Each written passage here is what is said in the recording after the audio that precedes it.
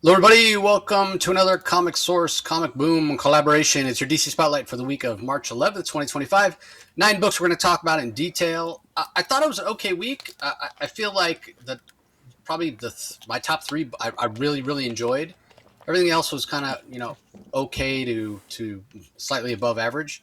Um, but so much going on in the comic industry right now. I'm sure if you're certainly a weekend warrior a Wednesday warrior that goes in every Wednesday to get your books.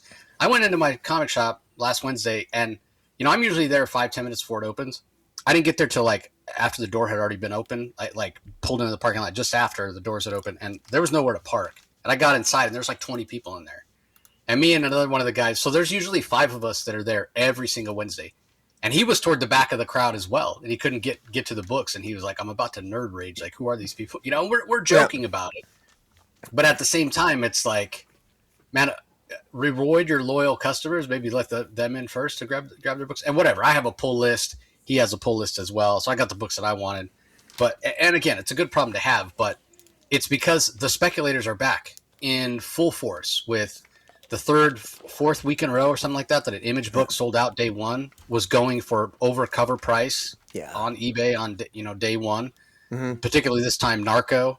There was also a book from Vault last week, Nectar, that was going crazy. Obviously, everybody knows about Dork, which the second printing was out. The second printing of the first issue was out. That also went crazy, sold out. There's going to be a third printing. Yeah. Second issue comes out this week.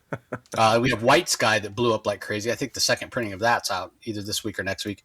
But I'll also, and I think a lot of this being that speculators, people, absolute Batman's not that old of a book yet. It was going for over 400 in a 9.8 CGC slab. That has come down now, as we warned you multiple times. Don't buy into the FOMO. The price will come down because they're grading like 120 a day. That number continues to climb. Pretty soon, everyone's going to have one, and the demand's going to fall off a cliff, and you'll be able to pick it up for probably under $200, is my guess. But being that that's driven people to comic shops, that is a good thing. But people are looking for other things to speculate on as well and grab. Anything with a low print run that has this sort of virality, may be worth something in the short term. But I question how much long term value it's going to have. And the other thing about last week was almost all of the absolute issues of Batman, Absolute Superman, Absolute Wonder Woman had reprint issues out last week as well. So I think that drove people in the shops to pick up the issues that they may have been missing. So the industry is growing. It's great. Doom and gloom. We talk about when things certainly in the U.S. where most of these books are, that's where the publishers are, the big two, especially. That when the economy's not doing so great, people have to cut back on discretionary spending. But also the other thing is true as well. People that normally use their discretionary income on other more expensive things, vacations and that sort of stuff, they're not doing that, but they still have a little bit of money to spend. So they're maybe looking for a cheaper form of entertainment, which I get that comics aren't necessarily cheap, right? Like you buy 3 comics, 4 comics, $3.99, $4.99 each. That pays for your Netflix for the month. That's obviously many more hours of entertainment that you can get. But in comparison to other things that you can do, like take a trip, comics are relatively inexpensive. So I think that's part of it as well. And just the escapism of it with the doom and gloom of the modern world, people looking for something to escape into. So that all being said, I have so many plans. I've been so busy with my day job all along this year. It looks like things are, cross my fingers, hope I'm not jinxing it, going to start to slow down. I have so many things that I want to do for you guys in terms of getting back to, yes, covering stories, Spawn Daily, Ghost Machine, all that sort of stuff. I also have plans for a series of Green Lantern videos in anticipation for the Lanterns TV show, which I love the trailer. But things that maybe you might want to know before you watch that Lanterns TV show. So we'll be doing those weekly leading up to the show, what have you. But I'm also going to pivot a little bit and do some more like behind the scenes industry stuff. I've had listeners and people reach out to me asking, like I can't name names in a lot of cases, and I'm not going to get anybody in trouble.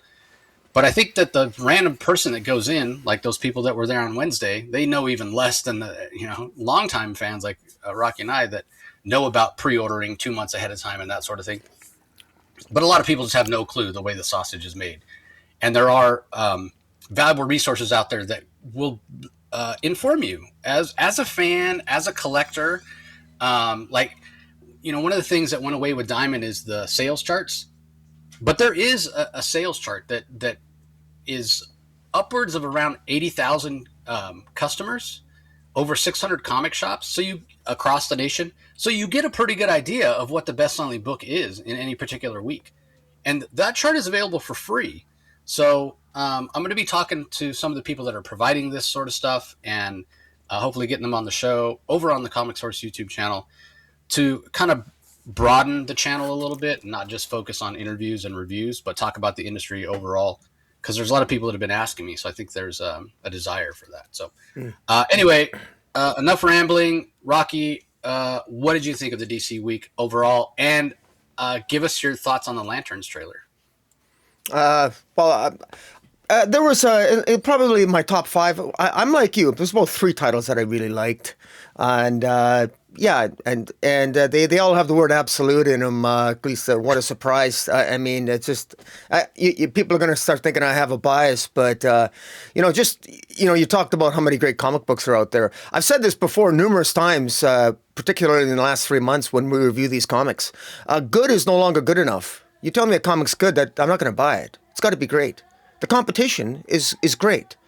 And so there's a lot of good comics that I read, but don't be misled that I'm going to buy it. If it's only good, it might not be on my list because it has to be great, because that's the standard now. And the irony is, and I'm definitely an outlier when I say this, I've spent less money on comics in the last year than I have in all my years of collecting. So I'm really starting to streamline it, get it down, and just when DC's getting really good. But as I said, DC's got to get really good because good isn't good enough anymore. And I'm not almost, no Marvel when Ultimate's done. And of course, the indie keeps getting better and better, and the indie keeps cropping in. So my budget's going up. But the point is, it's such a fantastic problem to have.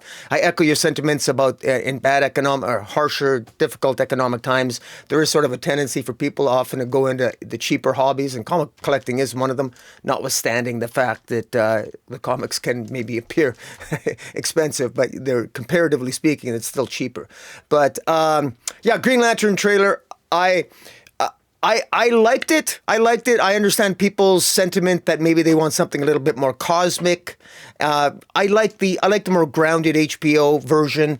I love Kyle Chandler. He's probably the one actor he's the one leading actor who's never been a leading actor. I think he's just fantastic. He's going to be great as hell, Jordan.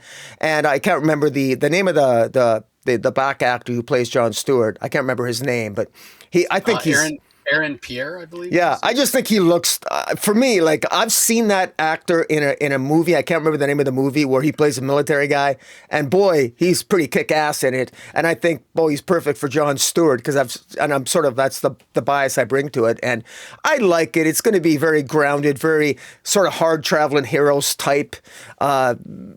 Not necessarily have a direct contrast. I don't know if you can really compare it to any particular iteration of the Green Lantern in Green Lantern lore.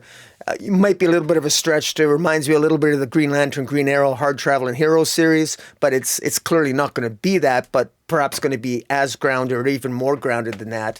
But I like the teases, and I think James Gunn is keeping a lot of it close to his chest in terms of, I think he maybe learned from past experience. Don't reveal everything right out of the gate.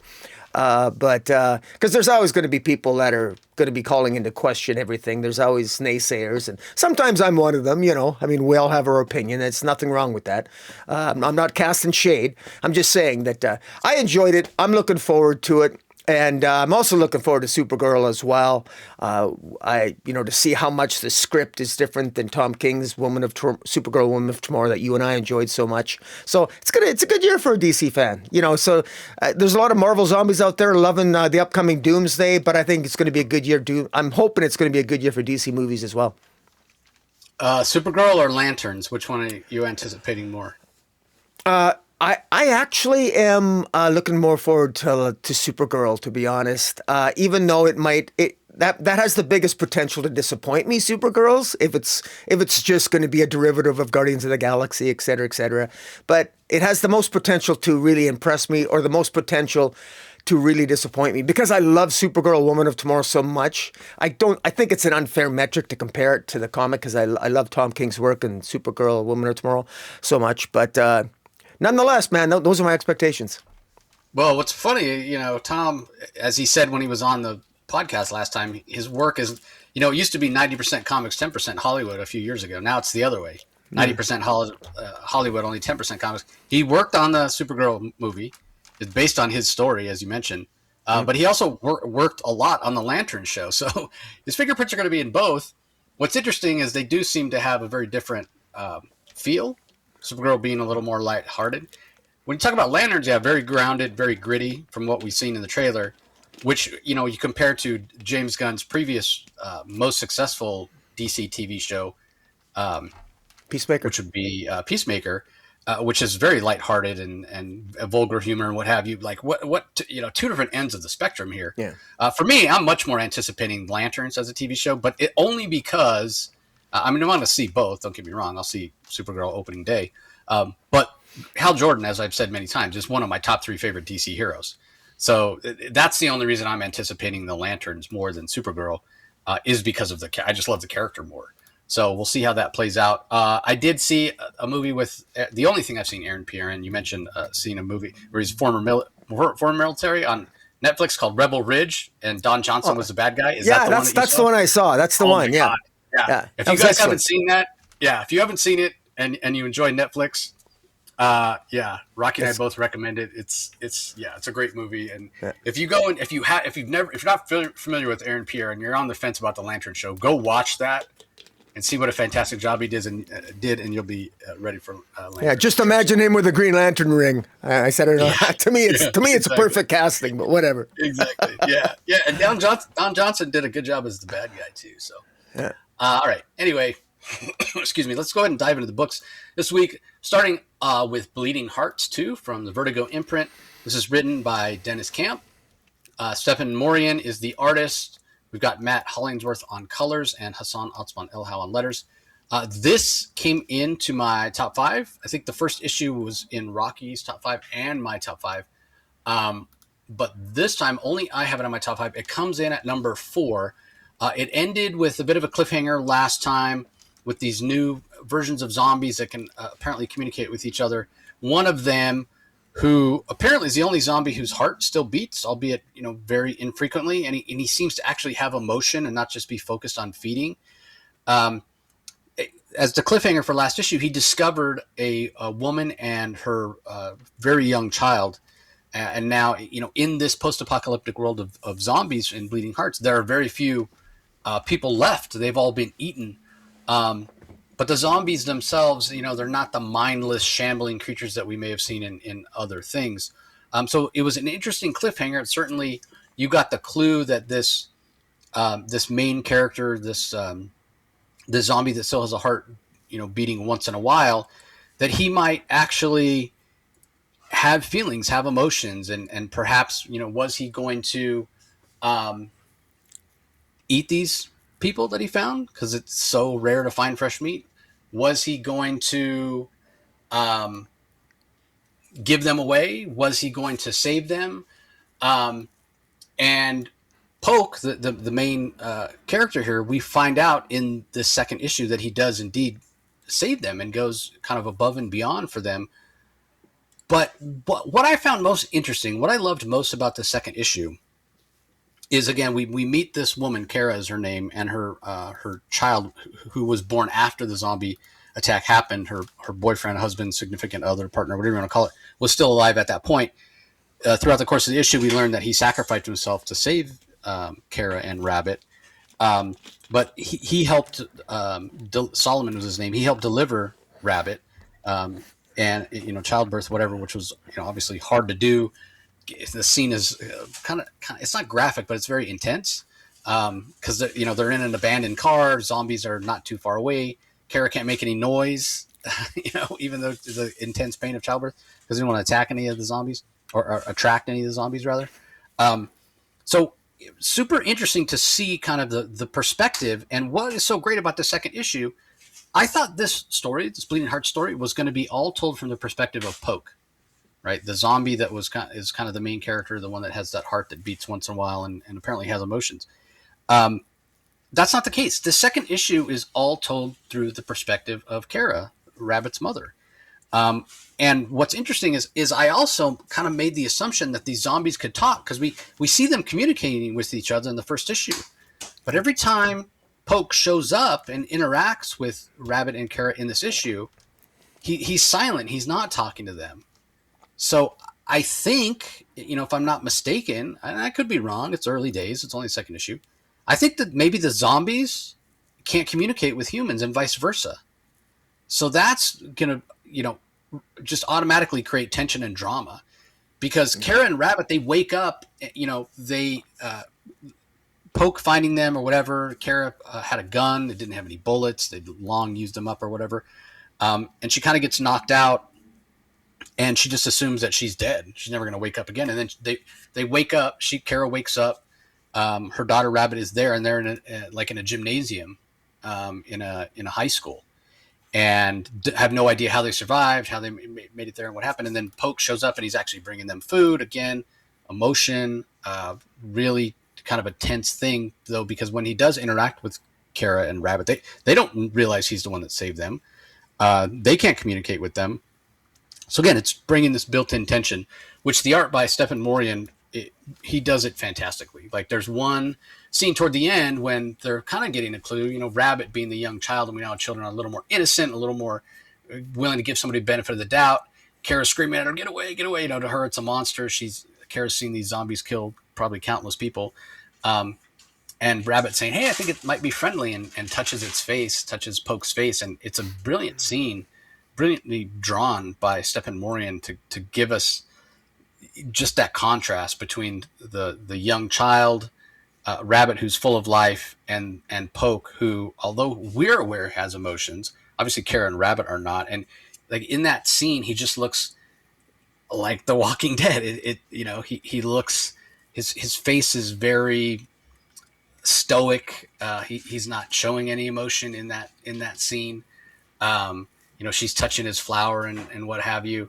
And Rabbit turns around and says, I think he's friendly. And even, that final page there, and even that page, the expression on Poke's face, you don't blame Kara for still being afraid of this guy. Yeah, he's not attacking them, but he doesn't exactly have he's not good looking. No, he doesn't have a welcoming expression. I mean, he's taking like resting bitch face to like the maximum level here. He doesn't look like somebody that you would want to come across in a dark alley. So you can 100%, realize where Kara may be coming from. But that doesn't work without this incredible art from Stephen Morian, which I think he just does a fantastic job. And the color work as well is very well done. So I was super impressed. I didn't quite enjoy it as much as the first issue. But I mean, the first issue blew me away. So, that's not to say that this work wasn't incredible from Dennis Camp and Stephen Morian and Matt Hollingsworth on the colors. I thought it was fantastic. And honestly, Rocky, I was a little surprised that it didn't make your top 5. So anyway, give us your thoughts. Anything to add? Not really. You hit the biggest thing I was going to mention. You mentioned it. It was the perspective. I didn't, I wasn't expecting that. I thought it was really cool because now we know clearly it's implied. I think you're right in your instincts, same as mine, that humans can't communicate with the zombies and the zombies can't communicate with the humans, but they can, zombies can communicate with each other and humans can communicate with each other, which actually makes a lot of sense because I'm thinking about other shows like The Walking Dead. Do the zombies on The Walking Dead communicate with each other and we don't realize that? Maybe they got some. Anyways, I digress. I thought this was really well done. The other thing was even the flower, when the young boy touches Poke's head and he's got that flower going on his head, even that flower's got to be symbolic of something. I mean, zombies, you think they're like The Walking Dead. Well, nothing can grow on a zombie, even though they're dead and maybe they're filled with dirt. But even the fact that he has a flower growing out of his head must be symbolic of something. He's got a different kind of life in him. He's a different kind of, Poke is clearly a different kind of life form. And you got to wonder if he can start to feel about wanting to help humans, and maybe he can resist the urge. He can clearly resist the urge to eat them. Unlike his best friend who he got his arm from in the first issue, and unlike the other zombies, so clearly he's almost like a hybrid kind of life form, we think. And anyways, that and the character work and the different perspectives, it works really well. And yeah, I mean, I had superheroes on my brain this week, and so I never made my top 5, but it came in at number 6. when I finished it here, but it is very good. It's definitely a recommend. Yeah. Just to be clear, though, everybody, Rabbit is a girl, so daughter, and Mush, the Yeah, brother. It's funny. It's solicit. They call him Poke's brother in arm because, as Rocky mentioned, that they did trade arms at one point. right. So yeah, I imagine the cast is going to continue to grow. I wonder if it'll next issue will switch back to Poke's perspective. Maybe we'll get Mush's perspective. Maybe we'll get Rabbit's perspective. I don't know. Yeah. But yeah, looking forward to it for sure. All right, up next we have Green Lantern Corps issue number 14 from writer Morgan Hampton. We have art by Fernando Pastorin handling the pencils, Eau Claire Albert handling the inks, colors by Arif Prianto, letters by Dave Sharp. Now, I had Morgan Hampton on the show recently. We talked a lot about Green Lantern Corps.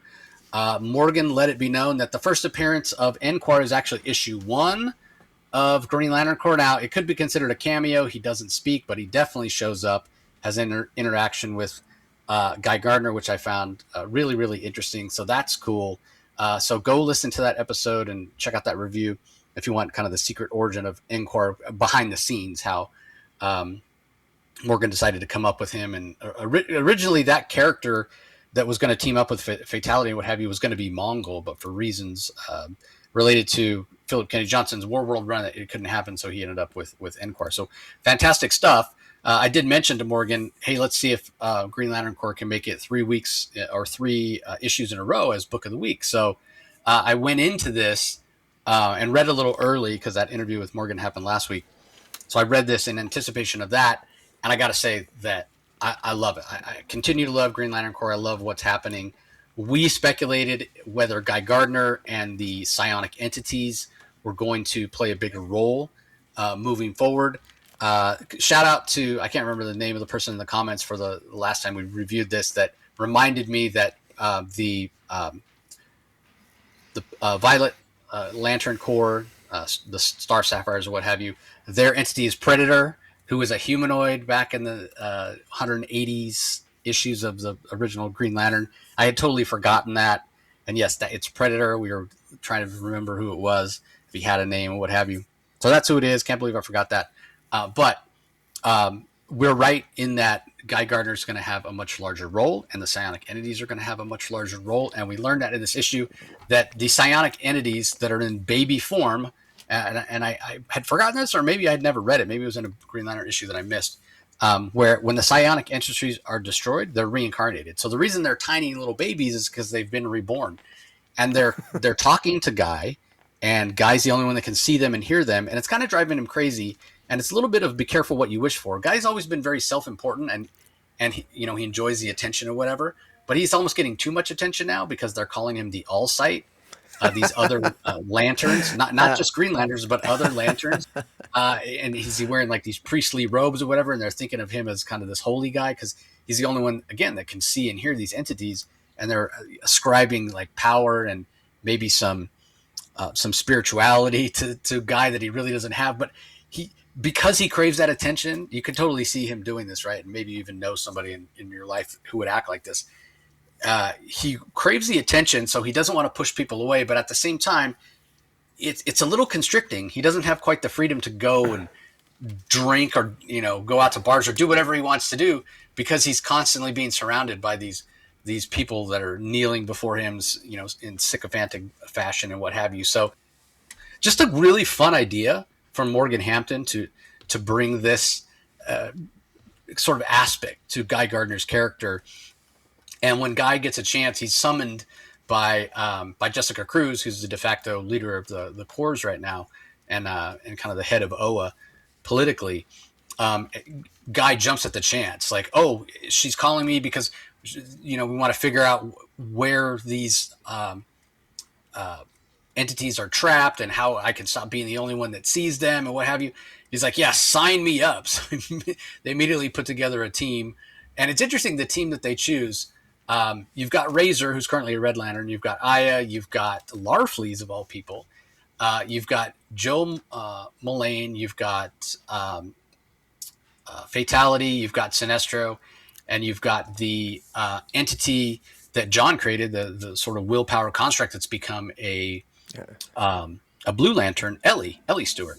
And then you have what is his name? Like I can't remember the Indigo Uh, Lantern second in charge guy. I can't. Larfleeze? What? No, not Indigo. Larfleet. The Indigo Lantern, the one that's You're a um, Zernel? Oh, that's the Indigo tribe? You're yeah, the Cernel. Indigo. Yeah, the Indigo tribe. The not the main person Indigo one or whatever, but the second. Anyway, Yeah. he basically says, "I chose you because I knew you would get caught up in the whole worship me kind of thing," which is really interesting, and it's great when Joe Mullane says, "Yeah, surprisingly self-aware of you, Guy Gardner." So they're going to go and they're going to try to figure out um, what why Guy's the only one that can see him and what's going on with these psionic entities. And the only clue they have is one of the little baby psionic entities, and I think it is actually the purple one, which is interesting, the violet one, only because we recently saw in the pages of Green Lantern that there are, as we talked about, I think a couple weeks ago, there are many more aspects to the Green Lantern, or sorry, the Violet Lantern power than we might have known previously. So are we coming toward a crossover for the two Lantern books? I guess we'll have to wait and see. But anyway, the little baby predator keeps saying 3601, just repeating that over and over. So this group of lanterns from across various emotional spectrums, they figure that's a clue that we need to go investigate sector 3601. So it's in Manhunter territory, which is interesting as well because that's bringing in some really classic Green Lantern villains. You know, for those not familiar, the Manhunters were the first universe-wide police force that the Guardians of the Universe created. They're robotic, and that led to problems with them, not having empathy and what have you. So toward the end of the book, when they get there, they actually find a bunch of manhunters that seem to be under the control of empathy. But so why would they even be attacking these various lanterns? I mean, it says they're feeding on proselyte's compassion. Proselyte being that baby, it's not the violet, it's indigo. Sorry, proselyte, Indigo. indigo Yeah. lantern. Yeah. I always get the two confused. It's hard to keep track. So anyway, yeah. So we're talking about empathy, right? So I had the emotion right, but not the color. Yeah. So anyway, why would these manhunters, which are feeding off indigo energy, which is compassion, why would they attack? Why would they attack these various lantern corps? Like it's a complete mystery, but it's a ton of fun. The other half of the book is focused on John Stewart and his sort of wife, not wife, Katma, because she is sort of a different version. But for that matter, this is a different version of John Stewart. And they're having a hard time because John Stewart has been making all the decisions, and Katma's like, well, why did you bring me out of the dark sector? You're making all the decisions. You don't care what I think, whatever. And so he's like, no, I'm listening. How can I make this better? She wants to go to New Korugar and see how things are set up. It is mentioned that the not the Sinister Sons are still in charge of the planet, which is great. Sin Sun and Larzod. So I love that Morgan did his homework there. What's interesting, they go there and they're having like wrestling matches in the streets that people bet on or what have you. And who steps up to fight in one of the matches?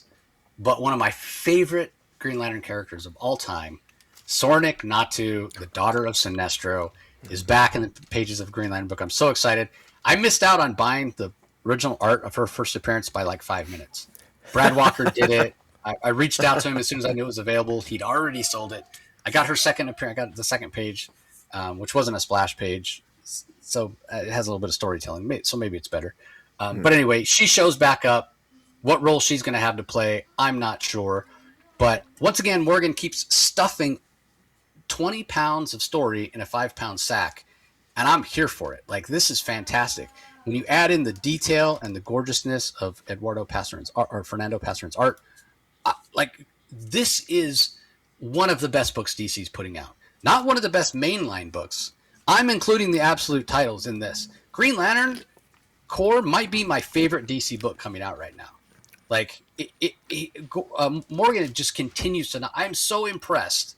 I mean, here's a guy that did the Cyborg Limited series, and then he's done various stories in, one shots, anthologies, that sort of stuff. He did a miniseries, 4-issue miniseries about Star Trek over at IDW as well. But for first 9 issues with Jeremy, and now the training wheels are off. And I mean, I think Jeremy told me at one point, he's like, "Yeah, I'm co-writing this with Morgan, but he really doesn't need my help. What have you?" Morgan probably would disagree with that, and he mentioned when I had him on recently how much he learned from Jeremy.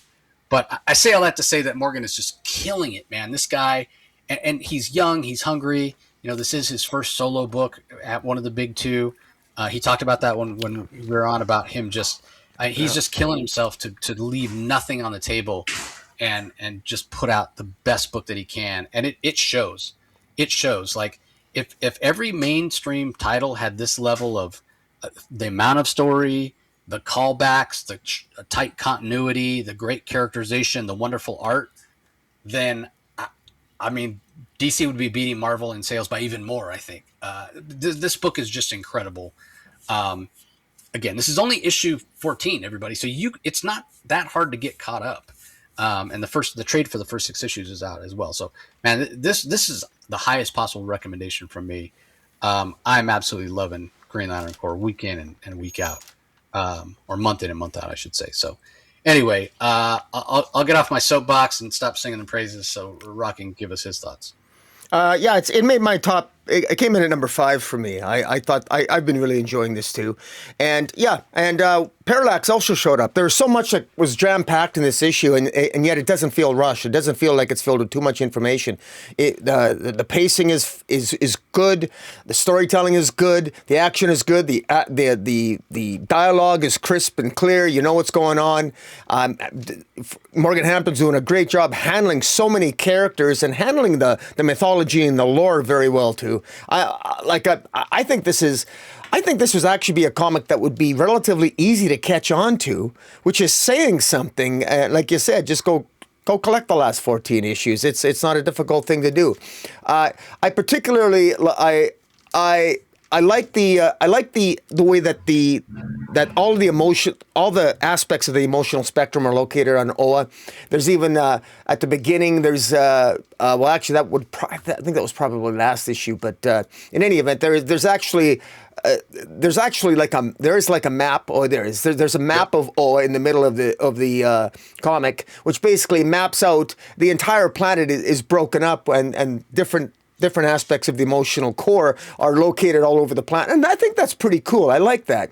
I also like the fact that it's more emblematic of the fact that emotion is about balance. Like we need all elements of all those emotions in our lives to create some sort of balance. And this really kind of is rammed home when John Stewart manages, because Cyranek, who shows up, is in fact infected by Parallax, who of course embodies fear. Now, Parallax is not as powerful. Parallax is very, very powerful, but the attitude, remember back in the day, the attitude toward Parallax, oh my God, you got to destroy Parallax. Now it's like, no, we need fear. And John Stewart tells Parallax that as he sort of offers himself as a host to Parallax, so that Parallax leaves the body of Cyranek. And of course, Parallax then possesses John Stewart. Now, and that's sort of the cliffhanger where that particular subplot dangles on.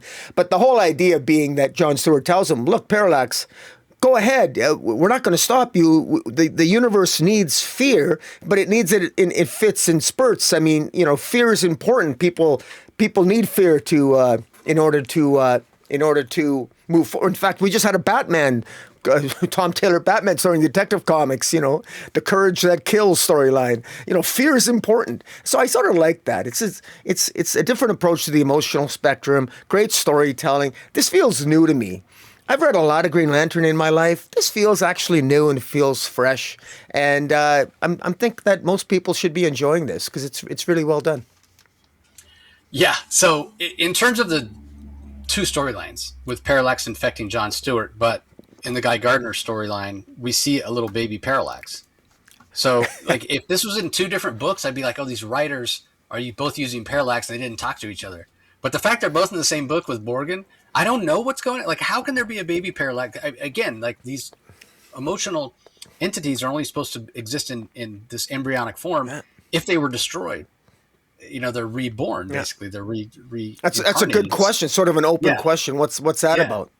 exactly. So again, like if it was in two different books, I'd be like, oh, they messed up, continuity mistake. But the fact they're both in the same books, um, yeah, really intrigued by what that might mean. So anyway, let's move on. Up next, we have Sirens, Love Hurts, #2 from writer Tini Howard, art by Babs Tarr, Miguel Muerto on colors, Becca Carey on letters. This was okay. It was far and away, though, the book that I enjoyed the least. It comes in at #9 for me.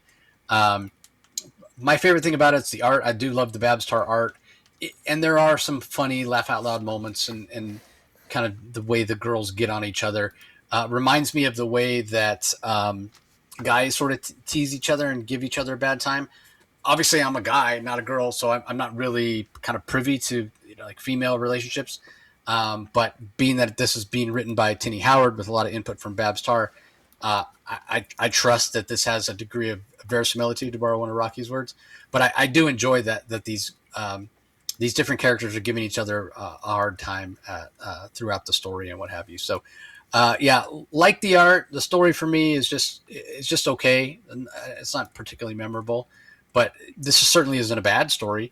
I do kind of wonder. I guess kind of the reason to make this a Black Label book is just so they can be a little more risque, if you will, because it certainly doesn't seem like it's can't be in continuity for any reason. But I guess with DC bringing their Elseworlds imprint back recently, that's more for, okay, it used to be Black Label was out of continuity and mature readers. Now it's more like, okay, Black Label means mature readers and Elseworlds means out of continuity. I'm not 100% on that. Don't quote me on that. They might not even know, but maybe I'll ask somebody at DC that when I get the chance. So just because it's Elseworlds, it is automatically out of continuity. But if it's Black Label, it doesn't necessarily mean it's out of continuity. Would that be accurate to say? I'm not really sure. But anyway, give us your thoughts on this one, Rocky. Well, I enjoyed this again. I really enjoyed the first issue, and as far as continuity, I don't care if it's in continuity or not. But I think it would be. I mean, I guess you could. I mean, Catwoman is a black woman, and there'd be some continuity glitches, but that's a minor thing nowadays. We have far worse continuity glitches, and we can still shoehorn it in if you were so inclined. What I like about what Tini Howard does here is, first of all, I think the storytelling is sound. I mean, I'm enjoying the story. There's some minor little nitpicks here and there, but I'm enjoying it. And I'm also pleasantly surprised because I will admit that some of the criticisms that Tini Howard has gotten by certain factions is that, well, I was pleasantly surprised how much I thought, oh my God, we got a bunch of female superheroes. Just watch how they put down the men and how incompetent the men are going to be. They're not. Oliver Queen's competent. Bruce Wayne, Batman is competent and helps them out.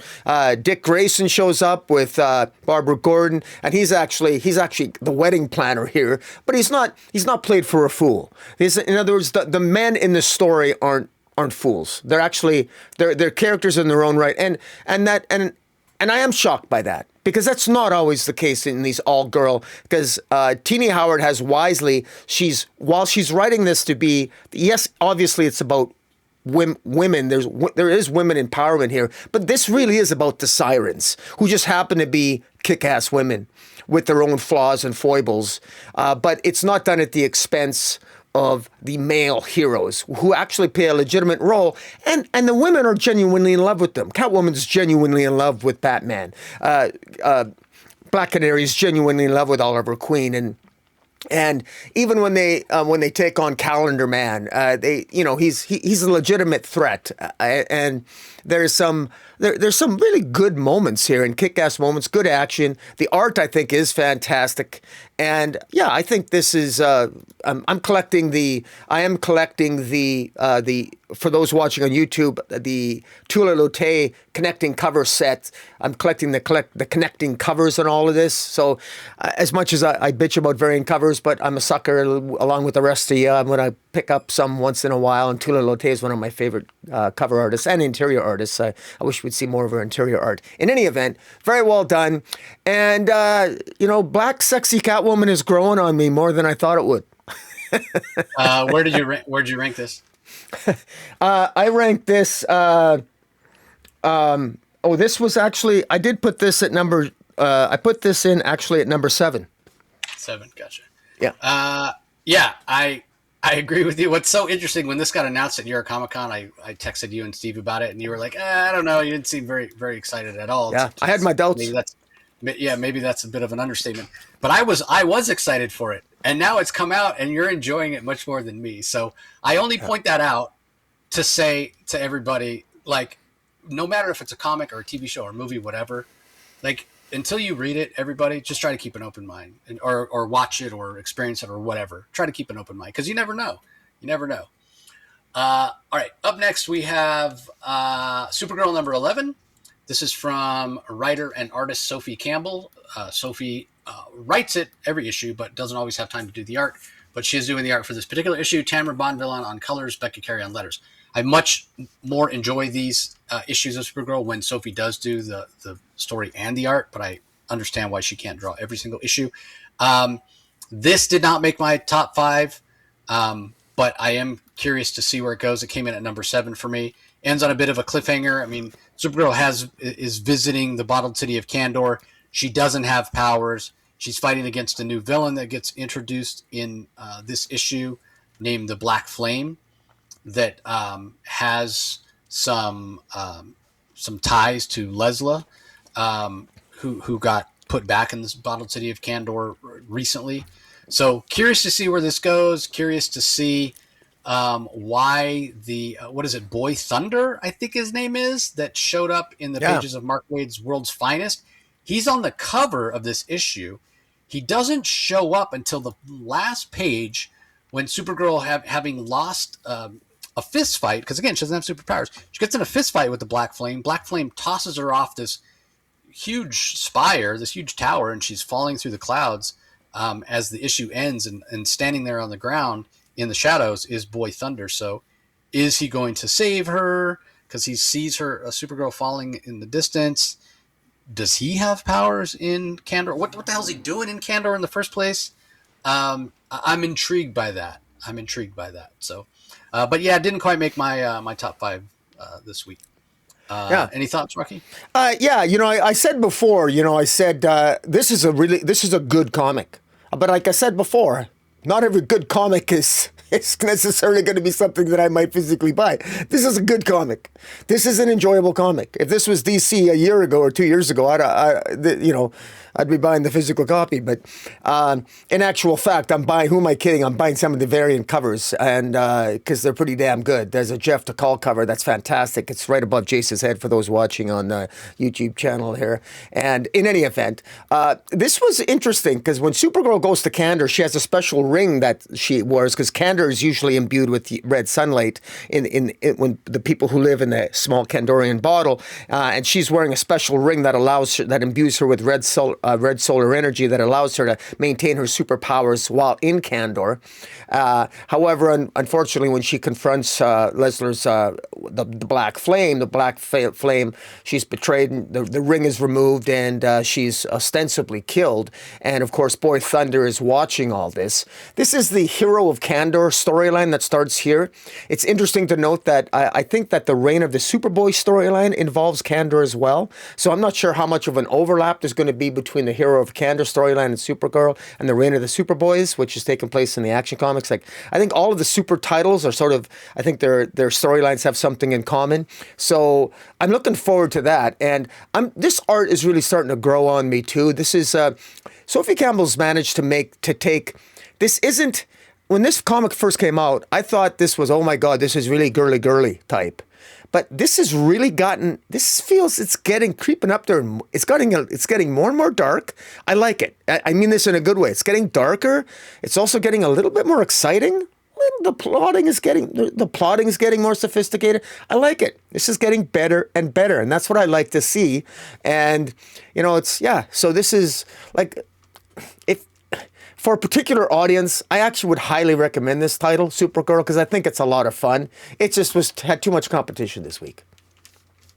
Yeah. I mean, I agree. It has been getting better and better. There's a Terry Dodson variant that's fantastic as well. I mean, you're right. There's a Skylar Patridge corner box that Yeah. has spot foil on it with no trade dress. It's a Virgin variant. That one's fantastic. The decal that you mentioned as well.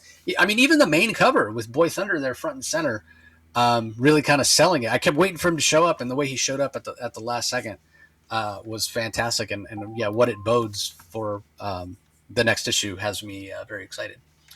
All right, up next we have Emperor Aquaman, issue number 15. And if you're like, whoa, wait, Emperor Aquaman? Yes, DC has officially changed the title of Aquaman to Emperor Aquaman with this issue 15, written by Jeremy Adams, John Timms on art, Rex Locus on colors, Dave Sharp on letters. This is in my top 3. We saw last issue Mira's mother, back from the dead and what have you, appeared to kill Aquaman, like turn him into water, and he just kind of dispersed. And then as kind of a final cliffhanger, we saw a very young Arthur Curry wash up on the shore of a beach somewhere. And this issue starts with that boy kind of waking up on the beach and wondering, where he is and perhaps who he is and what have you. And as he awakens, a very old and grizzled Aquaman rises up out of the water with a long beard and long hair and what have you. And throughout the interaction, and the storyline of the issue, we find out that both old and young Aquaman they're in the blue, and they come across Arthur Curry in a lighthouse, in sort of a human form. And he invites the young and old versions of Aquaman to sit down. He says, we have a lot to talk about. And basically, these are the 3 different aspects of Aquaman, the powerful, old, long-haired, bearded Atlantean king, the young boy, of 2 worlds who, is so excited and loves to swim and to communicate with the marine life and what have you. And the human side that's sort of the bridge between those two. And in a way, it's these 3 trying to reconcile the 3 different aspects of themselves. And in a little bit of a way, it reminded me of the last time Aquaman died, which was it was before the death of the Justice League. It was, I can't remember the event, some Justice League event, where he died and then he was reborn in this sort of alternate reality. It was written by Kelly Sue DeConnick. Yeah. That's right. Yeah. I Yeah, enjoyed that and run. I enjoyed her run. and It was good. Yeah. I enjoyed it very much too. But my point being that it ran for several issues, and throughout the run, and that was an Aquaman that was reborn but had amnesia. He wasn't 100% sure who he was, whatever. Yeah. But he kind of went on a journey of kind of discovering who he was. So when I saw this, okay, here's an Aquaman with 3 different aspects of himself. I'm like, are we going to go on a similar journey? And it's gonna take some time for these 3 different aspects of Aquaman to kind of come to an understanding and work together and merge back together. And it's gonna be a few issues before this really gets going again. It's gonna feel, instead of the action oriented book that it has been, it's gonna feel a little more cerebral for a little while this all gets worked out, and there's value to that or whatever. But Kelly Sue just did it, so maybe I'm not that much looking forward to it. Well, in Jeremy Adams we trust. No. We're not taking several issues for these 3 different aspects to get together. It's happening now. We see the human part being like, well, maybe we should be careful. Maybe, it's not up to us to make decisions, whatever. And the Emperor Aquaman, the aspect of him that's a leader, that's a ruler, that has that wisdom of experience, grabs the sort of the human aspect of him and holds him against the wall and says, no, we need to do this now. We need to go back. Our friends are in trouble. And yeah, Aquaman shows back up. It's a fantastic splash page, as the supporting cast are fighting against Mira's mother, and the different aspects of Aquaman's. They all kind of say "into the blue," and they come out of the pendant that Mira's mother is wearing. Right, the pendant that supposedly had been a gift when Aquaman believed that Mira's mother was actually his daughter, Andy, all grown up. and had given Aquaman this pendant to wear in the battle, in the Omega tournament, in the KO tournament. And all the while, it was leeching the power of the blue away from Aquaman, and it's part of the reason that Aquaman was defeated in the KO tournament. So that's where they're trapped. That's kind of the gateway to the blue. And Aquaman, now that he has the different aspects of his personality or self all merged together, is able to escape that pendant. And as there's kind of this big explosion, the various members of the supporting cast, Tiger Shark and Mira and Lori Lamaris and Lady of the Lake and all of them, Arian, they're like, oh, we're free of her. And protect the Queen, protect Mira. And Aquaman, it's not quite a full page splash, but it's a 3/4 and it's amazing. And he's like, I have it handled. Like, he's back, right? Like, what an incredible moment. Like, when I saw that moment, that's when I knew Jeremy wasn't going to take a bunch of issues for us to get to this moment, right? That I was a little bit fearful of when I saw the 3 different aspects of Aquaman. No, it's all right here in this issue. He has shown up to chew bubblegum and kick ass, and he's all out of bubblegum, right? So he basically bitch slaps Mira's mother. She disappears. When he says, you dare lay a hand on my wife. He's like, you tried to trap me in a world. I now control that world, a world that stretches from the oceans here on Earth to the ends of the universe. I hear it all. I heard the echoes of my beloved calling to me. And it was enough to remind me of who I am. And so it wasn't just that he was able to, on his own, to bring those aspects of his personality together in a similar way that Linda Park is for Wally West as an anchor. It's like Mira's the anchor for Aquaman. And the fact that Mira and his other allies were in trouble was what spurred that moment, right? When the Emperor Aquaman grabs the kind of his human aspect and says, no, our friends are in trouble. We have to go now. And I love it. He said, this Emperor Aquaman says to Mira's mother, there is nothing you can do to stop me. And she's like, well, I'm not so sure, but she does run away with her tail between her legs. And then we get another fantastic moment of the reunion between Aquaman and Mira. Remember, Aquaman believed Mira to be dead. That's what he was told, right? Like, he went searching, in the farthest reaches of the galaxy, in the very first issue, looking for her. And when he found her, she was supposedly, on her deathbed or whatever. She kind of died in his arms. He meets his older daughter, Andy, who supposedly was aged up and what have you. So this is just fantastic. It 100% should be called Emperor Aquaman, because that's how powerful he has become. Aquaman has become one of the most powerful heroes in the DC universe. And what I love about it is, like, I'm spending time thinking about this in that context. I'm thinking, like, okay, traditionally speaking, Superman is considered the most powerful superhero in the DC universe. And so I'm thinking, like, okay, what would happen if Emperor Aquaman fought Superman, right? Like, yes, the KO tournament was supposed to end. Oh, the comic book conversations we all have, comic book shop conversations we all have about who would defeat who in a battle. I'm doing that in my own head, but with Aquaman and Superman, because Superman should be the most powerful, but is Aquaman reaching that level? And I sort of think I came to the conclusion that, with the exception of heat vision, I think Aquaman can pretty much do anything that Superman can do. And you could even make an argument that he could heat things up by controlling, the vibration of water molecules in the air around somebody. So it wouldn't quite be heat vision that's shooting from his eyes. But same way, the super cold breath that can freeze stuff. Well, Aquaman can stop all the water molecules from vibrating, that's in effect what freezing is on a chemical level. He could use the water, molecules in the air to cause himself to fly. He's clearly just as strong as Superman. And he has some level of telepathy as well, which then goes beyond Superman. Also, he could just pull all the water out of Superman's body. Is he even more powerful than Superman already? He is the Emperor Aquaman. He is the most powerful superhero in the DC universe. Is that where we've come with Aquaman? I'm here for it. Like, what an incredible job by Jeremy Adams. And none of this would work anywhere near as well and be as enjoyable or as impactful without the work of the creative art team of John Timms and Rex Locust. Like the colors, they're bright, they're vibrant, they're fun. John Timms' art is beautiful and flowing.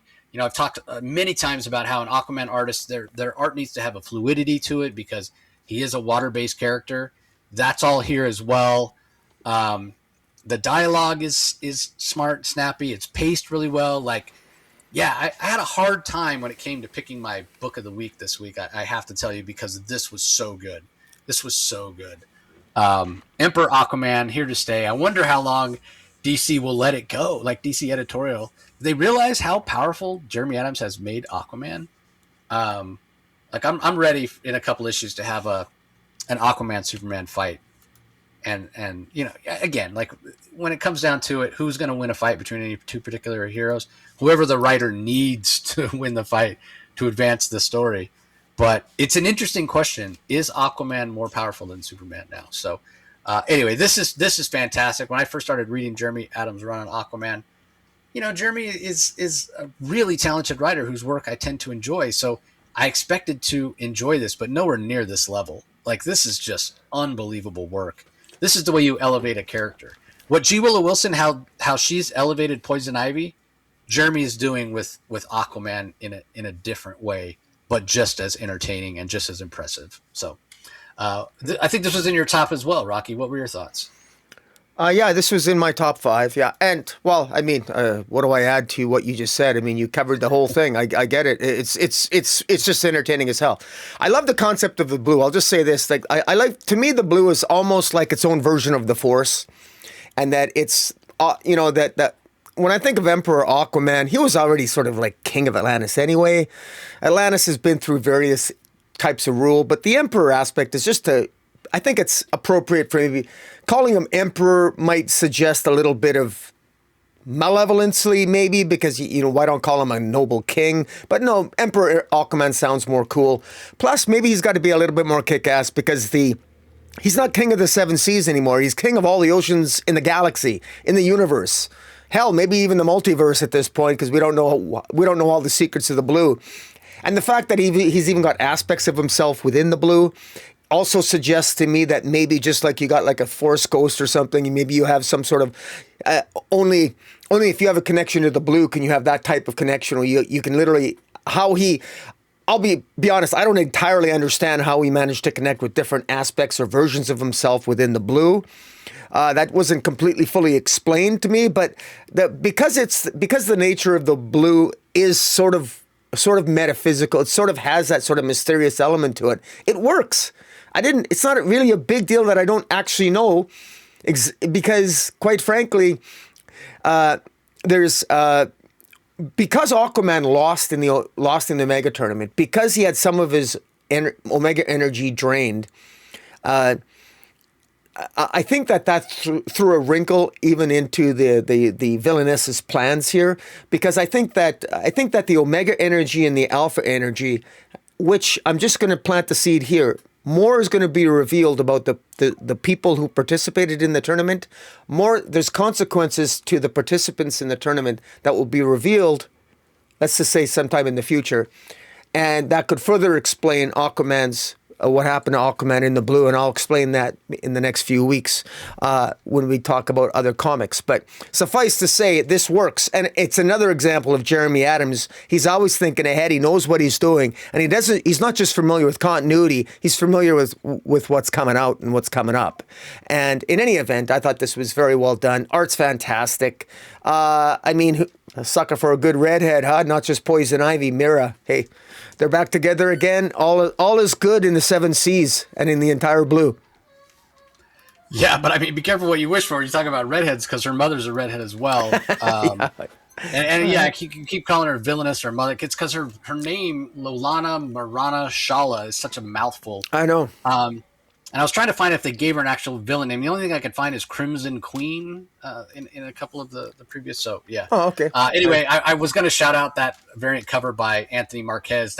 It reminds me of an animated, almost like a Popeye cartoon animated style. Yeah. And I might have to pick up that variant cover. I like ordered the main. It's got a little bit of a Darwin Cook tinge to it, just a little bit of an influence of Darwin Cook.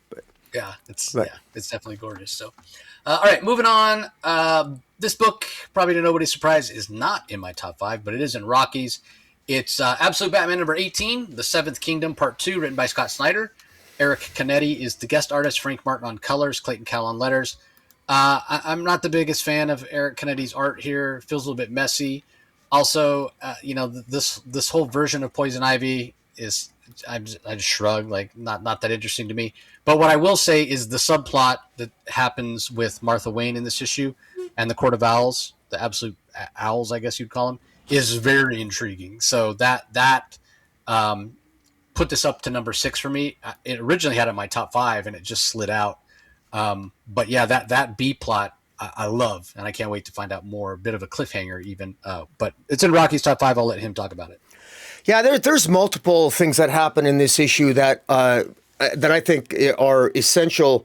There is a major development. Excuse me. Drank too much ginger ale. There's a major development in the character of Bruce Wayne in this issue. Absolute Bruce Wayne, or Absolute Batman. This issue basically it obviously has his ongoing battle with this absolute version of Poison Ivy. And of course, she wants to basically take control of him. The main fight, it goes back and forth between showing Batman and Poison Ivy fighting, and in between Martha Wayne talking to the Court of Owls. It's revealed, as it was revealed last issue, that Martha Wayne used to be a member of the Court of Owls, and she used to be a Talon, and she used to be not just a Talon, but the best Talon, or so she says. She thinks she's the best. Just ask her, to use as the joke goes. But in any event. And the Talons very clearly at one point, it's implied by Martha Wayne that that the Court of Owls had more influence in Gotham, but that they were defeated by someone and that they left. And I'm guessing that was probably the Joker that defeated them.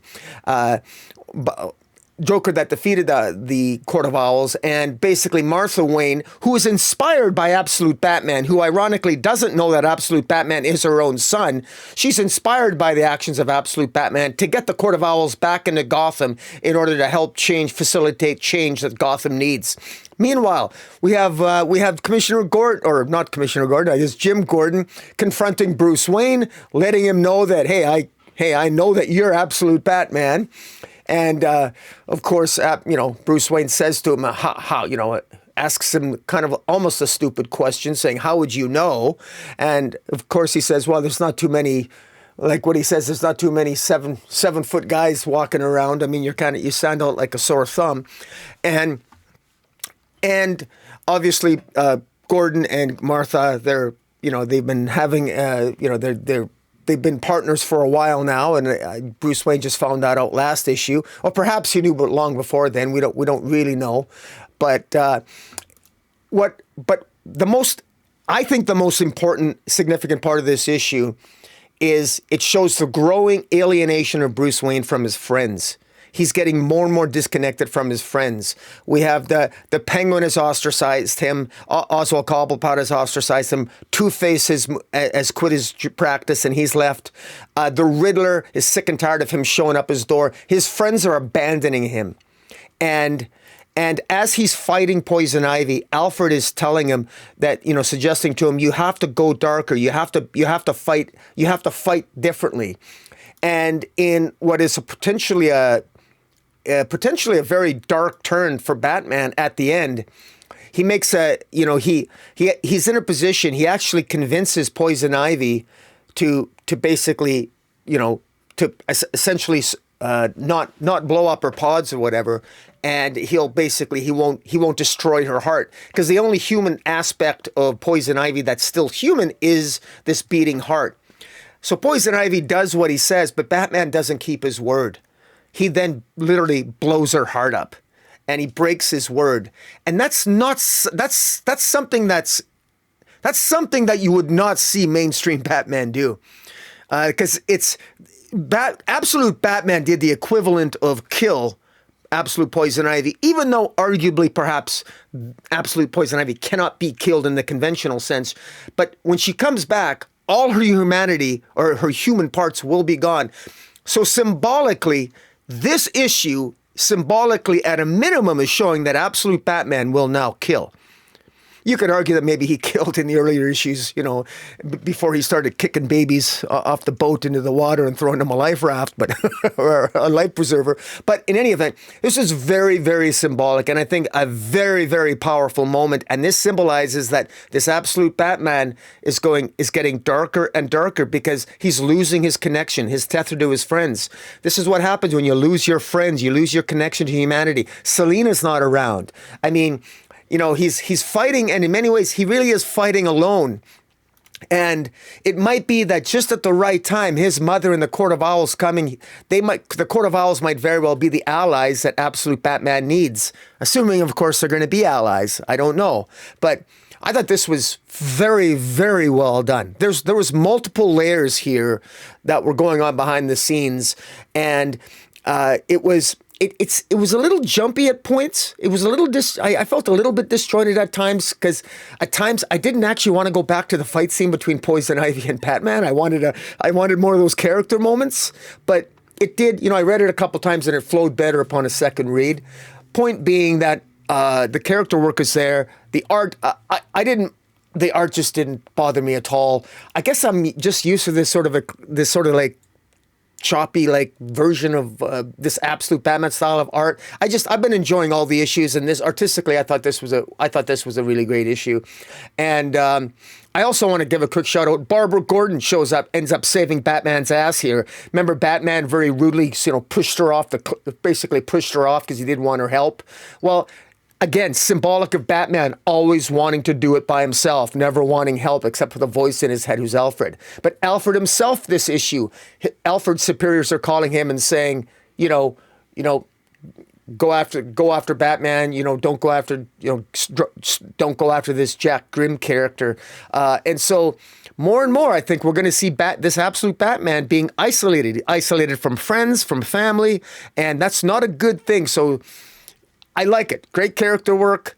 Where this is going to go, I'm not sure, but I like what Snyder is teasing at setting up here. And I think darker days lie ahead for Absolute Batman. But very well done. This was my top 3, easy.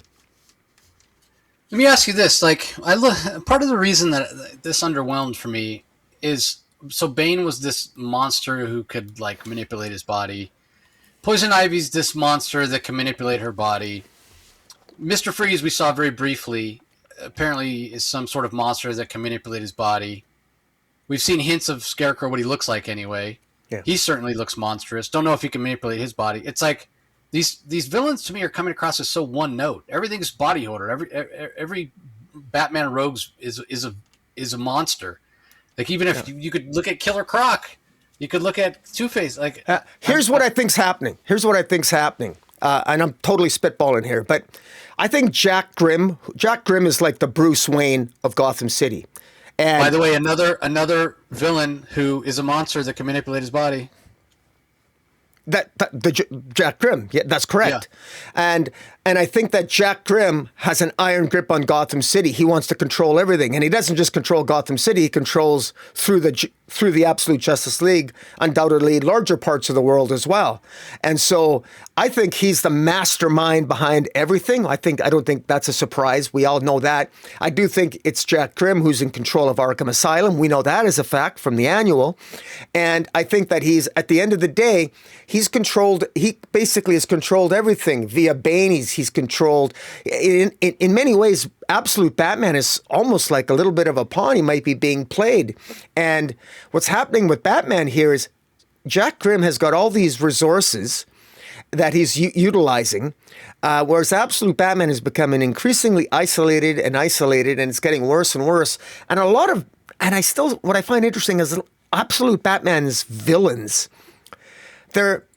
Even Bane, even the villains are victims of Jack Grimm. Jack Grimm is almost created, in large part, all the villains, the traditional Batman's Rogues Galleries, are ultimately creations, directly or indirectly, of Jack Grimm, the Joker. And the horror of Gotham is really because of one man, Jack Grimm. And Absolute Batman is being set up to be yet another victim. And I just find it interesting. Now, I don't know how this is all going to tie together, but yes, there's clearly a monster element to answer your question. That's the horror element. That's the central conceit of Snyder's Batman. He's been, and that's just, I agree. If you're not really into the horror element, you're not into the horror element because this has a huge horror element to it. No question about it. But I'm enjoying, because the character work works so well for me, I'm on board. Yeah, and I'm not enjoying the horror element. To me, it's boring because it feels one note time and again. So yeah, I know I'm in the minority. It's fine. There are a few variant covers. Rocky and I were talking about this recently. How most of the absolute issues they're open to order variants, which is great. But at the same time, there's some other, like, instead of doing ratio variants, what DC seems to be doing with absolutes is they're doing retailer exclusives, even just for regular issues. Like, this is just regular old Absolute Batman issue number 18. It's not even the first appearance of Absolute Poison Ivy. That was last issue. And yet there are so many, let me count here, 1, 2, 3, 4, 5, 6, 7, 8, 9, 10, 11, 12, 13, 14, 15, 16, 17, 18 retailer variants, which, like, more power to them if those retailers but it kind of sucks for fans that want, like, retailer exclusives are a lot more expensive than just, a regular open order variant, obviously. Maybe not quite as expensive as the ratio variants. It just depends on what the ratio is. But the problem is a lot of times, these retailer exclusives, you can get it. A lot of these stores are going to have mail order, but then you got to pay for shipping on top of it. And especially when it's a retailer variant that's in Canada or the UK, now you're talking about, $40, $50, $60, $70 book after, the conversion rate. Then you're paying another $40 of shipping on top of it. So I only say that to say there's a 616 comic variant by Mike Mayhew that has a beautiful looking Poison Ivy who doesn't look monstrous at all. And when I saw it, I was just like, why couldn't she have looked like this? It would have been, and she still could have been able to manipulate her body, but I just don't know why everybody has to be a monster and be ugly. See, I'm the one that wants more sexy. What's going on? I know. It's crazy. It's crazy. Anyway, look it up, everybody. Obviously, we don't have the graphic for it because I didn't know I was even going to mention it until I looked at the variant covers right now. But yeah, look it up. 616 Comics. Absolute Batman 18 variant. It's gorgeous. All right. Up next, we have the other Absolute title out this week. Absolute Green Lantern, written by Al Ewing. Janoy Lindsay and Sid Codian Pressey listed as artists. Those are three different people. Janoy Lindsay, Sid Codian Pressey, and then Lucas Gattoni on the letters. What the Abinser Wanted is the name of this issue. This is in my top 5. I really, really enjoyed it. It actually came in my top 3. I know it's in Rocky's top as well, and I'm going to let him break it down because I'm sure he's going to mention a lot of the things that I would mention, and then if there's anything that he leaves out that I want to mention, I'll add it on at the end.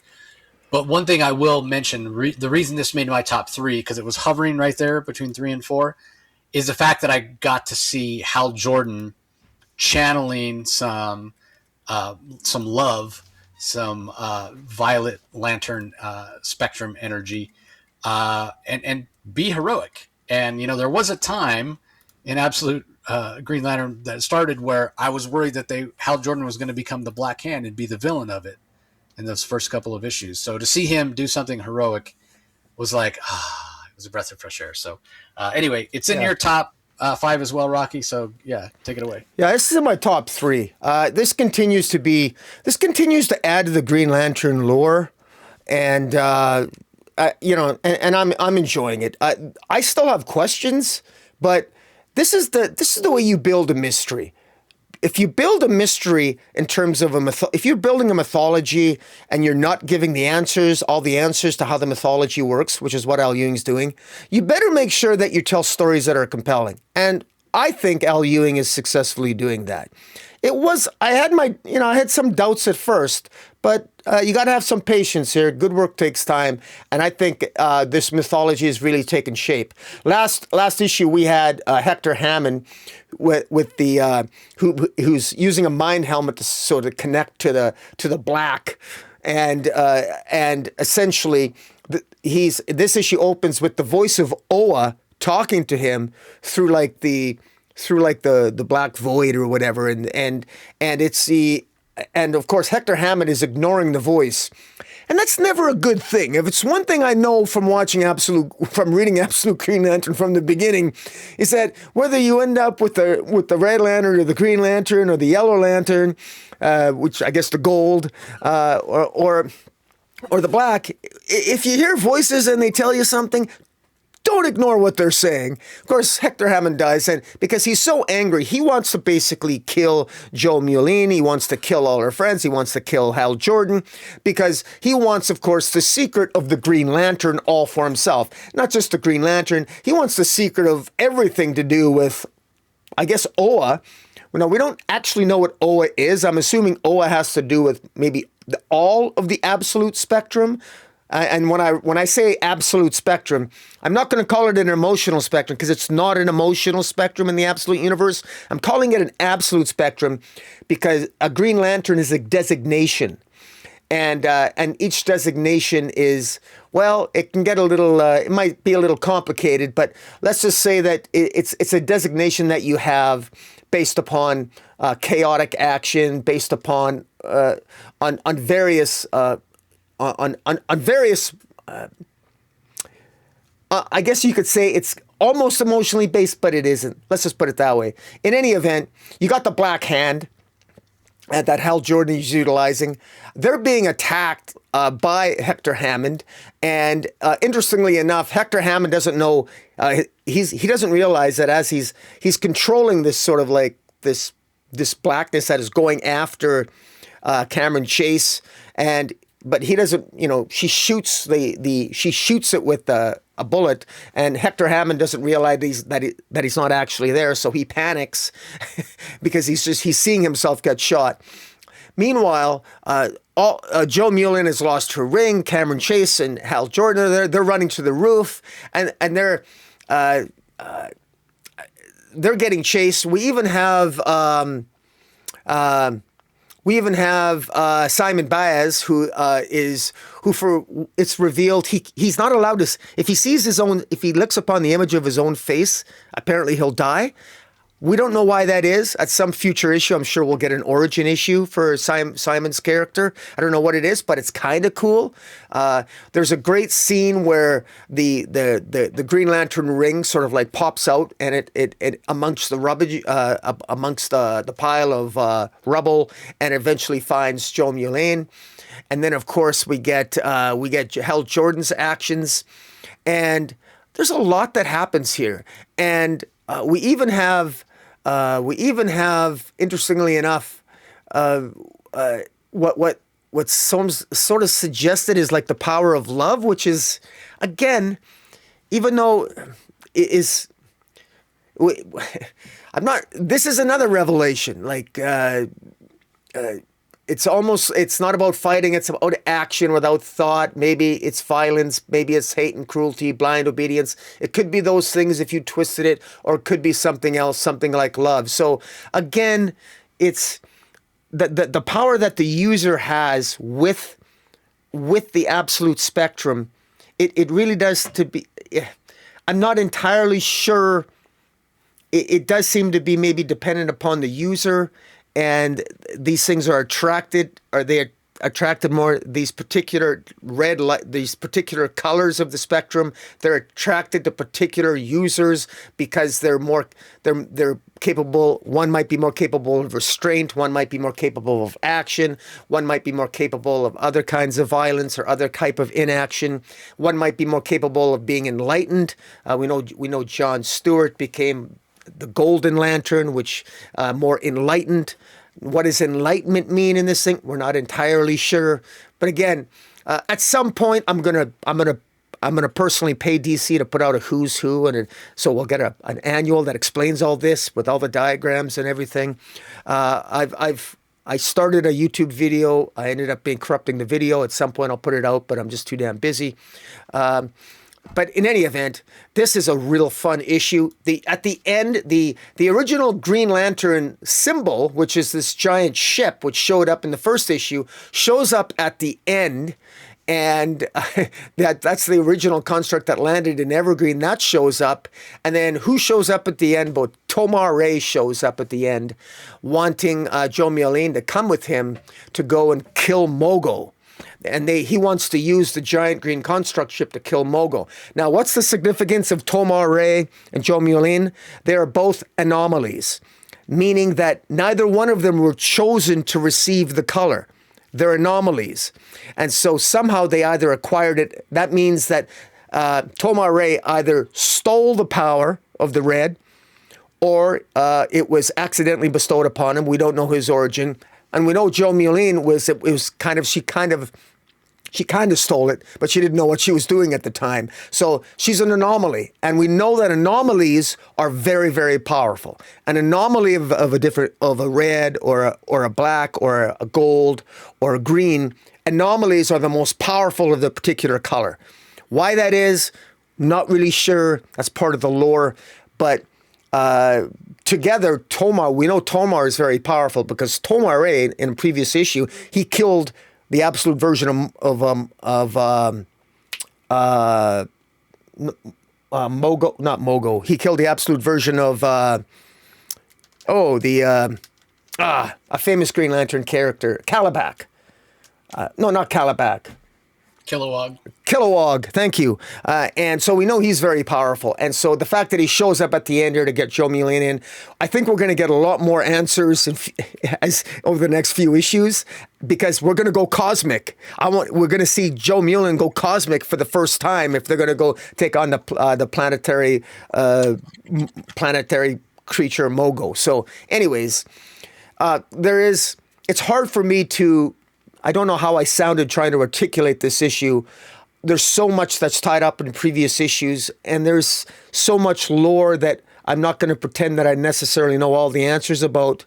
But I'm intrigued with this, and one of the reasons why this is in my top 3 is because I'm invested in this. I'm invested, and I find myself remembering more and more, which isn't always the case if I'm not invested. And another sign that I know I like this comic is that it pisses me off when I don't remember something. It's when I don't care, that's when you got to worry about it. But in any event, I like this comic. If I got some of the things wrong that I said, feel free to correct me in the chat, or Jace will correct me as I encourage him to do. But I really enjoyed this, and I thought this was so much fun, and just another reason why I love the Absolute Universe. Yeah, I mean, nothing overt that I can point out that you got wrong. The whole, like what Al Ewing has created is so complicated. Like we've talked about it before, and yeah, we really could use a chart or kind of a primer to sort of explain. I mean, it's a whole video in and of itself. That's probably 30 minutes just to kind of explain how it works. But kind of on that note, there's a lot we don't know about the Absolute Mogo. We know he's more than just a planet. It's been intimated that he's some sort of like cosmic entity or cosmic force or whatever, which then brings me to the question of, can Absolute Mogo be killed and it be destroyed? Like, Tomar Ray, yes, he's an anomaly. Yes, he's super powerful, but maybe he can't. He's worried himself that he's not going to be able to kill. I mean, it's so interesting. He uses the word kill, right? Like it's like Mogo's a living entity. Yeah. And why would he care? Like, why do you want to kill him? Like, what's the point? Yeah. Like, what is there a war going on that we're not aware of? Like, what's the end game? Who's, we were hinted at Sinestro at the end of one of the issues, or issue 5 or 6. Like, what's his motive? So it's interesting. We don't really know yet what's going on in the cosmic side of the Absolute Universe. We really don't know. Yeah, and it's so interesting too, because in the main universe, Mogo, at various times recently, actually, he was sort of used as a weapon, and sort of turned evil, but not by his own volition. But when you think about it, he's such a positive character. He brings forth life on the surface of his planet or whatever.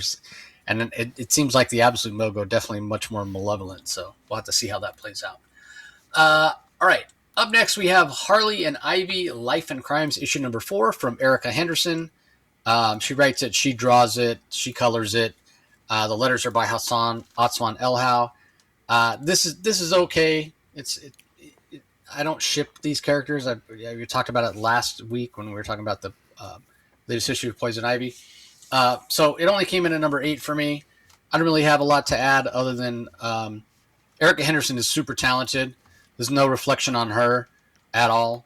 It's just more, I'm not that interested in these characters, and I'm certainly not interested in them being in a relationship together. So, anyway, anything to add, Rocky? Yeah, I just want to add that one of the things, the reason where I fit this into the lore, because I'm assuming this is in DC continuity. Even if it isn't, I'm putting it in DC continuity in my own headcanon, and I want to share my headcanon with people. Remember back in the day during the Batman animated series where there was early talk, oh my God, Harley and Ivy, do they have a thing going on? The early talk, when it started, like, I think, are they a couple? They're always kind of flirting, or like, and it sort of grew. There were hints of it in the Batman animated, and then over time it grew and grew more and more and more, and then finally they made it official. There's actually, I find it interesting here that in this particular issue, you can see how they sort of dysfunctionally got together. And I think this has been very well written, entertaining as hell, and how they end up really sort of discovering that, maybe they want to keep it on the down low, and they both sort of acknowledge that they got their screw ups and their past dysfunctions, and neither one of them are particularly good at relationships. I mean, no shocker there with Harley and the Joker and Poison Ivy, et cetera, et cetera. And in fact, if you're reading J. Willow Wilson's run, you know why Poison Ivy has a dysfunctional past, because that's been thoroughly explored by J. Willow Wilson, and it just really works well here, and so I think it really does fit, and you can understand why after this adventure, why maybe they would sort of keep things on the down low, and they were will they or won't they? It was because they chose to, and they were dealing with their own issues, which are hinted at here. Erika Henderson's done some good character work, so, and I'm really looking forward to see where this goes, how this series is going to wrap up. But yeah, fair enough. All right. Last book we're going to talk about in detail, Action Comics number 1096, Effect and Cause, written by Mark Waid, art by Skylar Patridge, colors by Yvonne Placencia, letters by Steve Wands. So this is basically kicking off the search for Superman. It says Search for Superman starts here, Reign of the Superboys. It's already been given away in solicits that we're going to see the return of a young John Kent. That's even hinted at a little bit here because we're having time travel. Booster Gold shows up. At the end, he's a time traveling character along with Mary Marvel and Martian Manhunter. Interesting story, definitely in Mark Waid, I trust. But remember that at the core, this is a story of Superman or Superboy becoming Superman, and he's still learning how to use his powers, and that is the case here when he's dealing with something that he's not sure how to deal with, and that's the fact that cause and effect seem to be no longer connected, right? They see the effect of an event before they see the cause of it, which is a really interesting concept and not something I've ever seen in a comic before. So Skylar Patridge does a really good job with the art, and it's a concept that's difficult enough to convey probably in live action. It's even harder in a comic with static images. So shout out to Skylar and to Mark Waid and the scripting for making that obvious what was going on. Really interesting concept. How a young John Kent is going to come back. Will he stay? I mean, one of the most divisive choices that DC editorial has made in the last 10 years, for sure. I don't know if they could put that genie back in the bottle. I don't know if it would work. I guess we'll have to wait and see. At the end of the day, maybe it's just kind of a nod to the people that are a huge fan of the 10, 11, 12-year-old John Kent. We get him for a little while and he goes away. We'll have to wait and see. But this is enjoyable. Maybe it's just the fact that I love Superboy as a character. The sort of the fallibility of him because of inexperience, I think, makes him a little bit more of a relatable character. And, Mark Waid is probably the foremost expert on Superman on the planet when it comes to comic book writers. He understands that as well, and he does a fantastic job. One other thing I'll shout out, it's not just the panel work, not just the work within the panels that Skylar does such a fantastic job, but there's one particular page where even the panel borders themselves, like Superboy he's flying, he's in the middle of the page, and and the paddle borders are going across diagonal, but then they divert for the point of his icon, like the emblem on his chest. Yeah. Which that one right there. Like that's just so cool. It just looks so good. It is. Yeah. So yeah, she's knocking it out of the park on this book.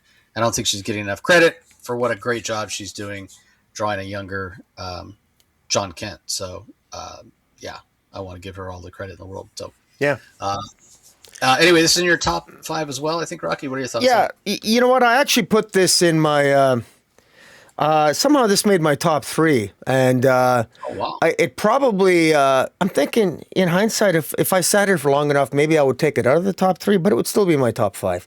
It doesn't matter. Skylar Patridge. The reason why I did that was only because I think now I don't want to take the wind out of Skylar Patridge's sails here, but I think this is. I consider this the. Who's the artist on Hayden Sherman? This is the Hayden Sherman effect. Hayden Sherman does panel work like this all the time, and I like to see more and more artists being more creative in the panel work. Skylar Patridge has done it. It looks fantastic. There's another page where it's cause and effect, and it's so almost like multiple panels at different angles, and just it's very, very, very creatively done, and it's very well done. Now, story-wise, not a lot happens, and it's just not a lot happens. But Booster Gold shows up with Mary Marvel, Martian Manhunter, and Mark Waid is really creating a Superboy who has a young Superboy. The irony here is that young Superboy I don't know, is there going to be any mysteries? Doesn't Superboy know his entire life story by now? Mark Waid's given him all these time travel adventures. Somehow he just forgets after he comes back. Anyways, I think this is pretty cool. It's another thing. This storyline is called Search for Superman. We got the hero in Action Comics. We got the hero for Candor and Supergirl. I guess they all converge into the reign of the Superboys. That must be what happens. But in any event, it is an exciting time to be a Superman fan or a Super Family fan, and because all these things are sort of tied together. And I don't know who this creature is at the end that shows up, but anyways, I'm invested in this. It actually seems enjoyable as hell, and just for the fun factor alone, and maybe it's because I love Booster more than I share to admit, and I've always had a crush on Mary Marvel. She's looking pretty good there, the way Skylar draws her, so hopefully we'll see more of that. And I'm sure Superboy's going to have a little bit of a crush on her, too. Yeah, fair enough. All right, like I said, that does conclude the books we're going to talk about in detail. There is one other issue out this week. DC crosses over with AEW Wrestling. They have the second issue of that out. I'm not a wrestling guy at all. Never even considered reading that. And then in terms of collections, there's a few collections out this week. Let me go over them. We have Batman, Superman, World's Finest, volume number 8. This is collecting issues 35 through 37 and issues 40 through 43 of Mark Waid's World's Finest run. You can get that in trade paperback or hardcover. We also have Green Lantern Compendium 2, the Sinestro Corps War trade paperback. You cannot get these books and this story in any more inexpensive format. It's 1,440 pages. It collects Green Lantern issues 18 through 42. This is from the Jeff Johns run, plus Green Lantern Corps issues 14 through 38, plus the Green Lantern Sinestro Corps special, plus all the Tales of the Green Lantern Corps one-shots. So many issues, I'm not going to list them all. But 1,440 pages for only $60. Again, it's not hardcover. It's trade paperback compendium, but it's thick. It's a huge chunk of story. And if you are thinking, hey, I've heard that the Sinestro Corps War is super important to the Green Lantern mythos, you're 100% right. Maybe this is something you want to read before the Lanterns TV show comes out. You'd probably be right. That's a good idea. However, this doesn't come out until later this year. Final order cutoff is not even until December 1st. So it's quite a ways away before it. Actually, no, I take that back. I guess it must have been December 1st last year because this is coming out this week. So I take that all back. It's not final order cutoff for this. It is out this week. It was December 1st last year, so 3 months ago. So it is out, and yes, I mean, 1,440 pages. Maybe you need to start now. Pick it up this week and read it. Take you a while before, if you want to learn. I mean, the Green Lantern Sinestro Corps War is where Jeff Johns introduces the concept of all the other emotional spectrums. So super, super important. Anyway, moving on. DC Finest, The Flash, the fastest man dead. Collects a ton of Flash issues, 670 pages, hard, straight paperback. It's $40, perfect bound. It includes issues 197 through 204, which obviously includes the landmark 200th issue. A lot of it written by Cary Bates, some Robert Kanigher, some Steve Skates, a bunch of Dick Giordano art, Irv Novak, a couple Leonard Wein issues as well. So super classic stuff if you're a Flash fan. We also have Dark Knights of Steel All Winter. This is written by Tom Taylor and Jay Kristoff with Tirso Khan handling the art. This is the one that I couldn't understand why they did it in grayscale until all of a sudden it made sense. The world is gray. Yeah. That is a good story and great that, backups by Tom Taylor. Catwoman, the New 52, is getting an omnibus, collecting the first 26 issues, some annuals, and some other various tie-ins.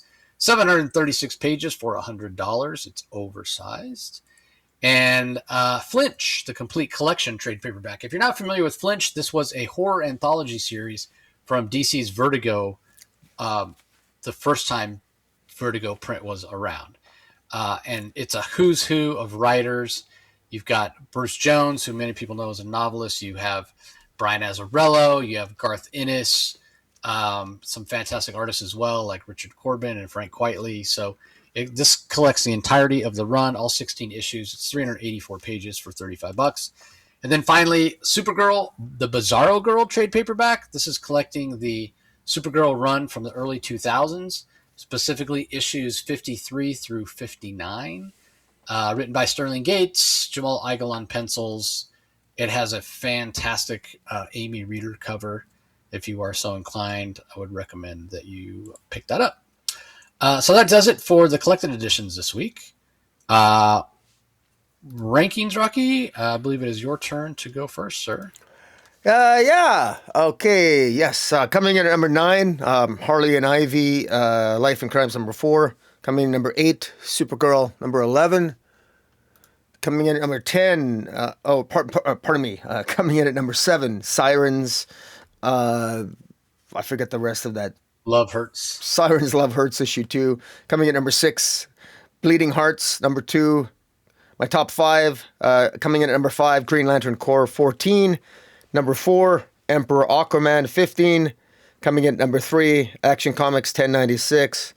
And number 2 are the absolute titles. It was a tough call to make, but Snyder's character work, which I think is a pivotal change in Batman's character arc. I put Absolute Green Lantern 12 is at number 2, and coming in at number 1 was Absolute Batman number 18. I thought it was just fantastic, and high recommend. Yeah, I penciled those in as your 1 and 2. Actually, I penciled in Batman as your Absolute Batman as your number 1 and Absolute Green Lantern as your number 2. Yeah, I like to guess where you'll rank things before we get started. So yeah, safe bet. I mean, you're unabashedly such a fan of Absolute. You're making it kind of easy for me. So anyway, my rankings at number 9, Sirens Love Hurts issue number 2. At number 8, Harley and Ivy Life and Crimes issue number 4. Coming in at number 7, Supergirl number 11. At 6 for me, Absolute Batman number 18. Man, I sure hope Martha Wayne is not dead. Coming in at number 5, I have Action Comics 1096. At 4 is Bleeding Hearts number 2. My top 3, Absolute Green Lantern number 12 comes in at 3. And then again, I had such a hard time with these two. But Jeremy, once again, the student has surpassed the teacher. Emperor Aquaman number 15 comes in at 2. And for the 3rd issue in a row, Morgan Hampton takes the crown. Green Lantern Corps issue 14 is my book of the week. The check better be in the mail, Morgan. Keep killing it, man. You're doing such a fantastic job. Man, am I loving this book. But again, like look at my top 2. They're both main universe titles. So I might be the only one that's enjoying main universe titles more than absolute titles. And don't get me wrong, I am enjoying the absolute titles, definitely, especially Superman. But yeah, Green Lantern, Green Lantern Corps, Aquaman. It might be my 3 favorite DC titles coming out right now. So anyway, that's going to do it, everybody. Appreciate you joining as always. Don't forget, like, comment, subscribe. If you're listening audio only, reminder, the Comic Source is available on all podcasting apps and platforms. Just do a search for the Comic Source and subscribe. You have thousands of past episodes you can go and listen to. But if you are listening to us audio only, and you want to see the art, you want to see the variant covers, you want to see our smiling faces every week, it comes out on Rocky's channel, Comic Space Boom, ! Over on YouTube. When you're there, you know what to do. Like, comment, subscribe, ring that notification bell. And as long as you're at YouTube, again, head over to the Comic Source YouTube page. Again, like, comment, subscribe, ring that notification bell so you know when new content comes out. Tons of content's going to be coming out pretty soon. So you're going to want to stay on top of it if you want to keep up with everything. Those industry insider videos, some more reviews are going to be coming up. I have tons of interviews, some already that I've done that are just in the can that need to be released. So yeah, getting ready to ramp up for a really, really busy time for the Comic Source podcast. So we appreciate you joining as always, everybody, and we will talk to you next time. Catch you later.